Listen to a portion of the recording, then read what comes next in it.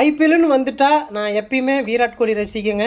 நேற்று டெல்லி டீமும் நம்ம ஆர்சிபி டீமும் நேற்று விளாண்டாங்க. அதுவும் டெல்லியில் நம்ம டெல்லி டீம் வந்து கிட்டத்தட்ட 8 ரன்னுக்கு 6 விக்கெட் இழந்துட்டாங்க.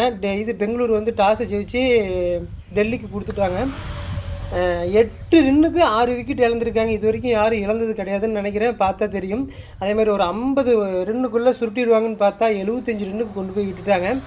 ஈஸியாக வந்து 6.3 பாலுக்கு வந்துட்டு 6 ஓவரு 3 பாலுக்கு வந்து நம்ம விராட் கோலி கடைசி 2 6ஓட மேட்சை முடித்து வின்னிங் பண்ணி கொடுத்துட்டாங்க.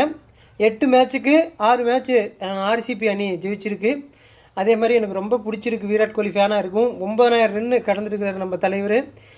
சாதனை படிச்சிருக்கிறார். ஐபிஎல் வரலாற்றையே 9000 ரன்னு கடந்த ஒரே வீரரும் நம்ம விராட் கோலி.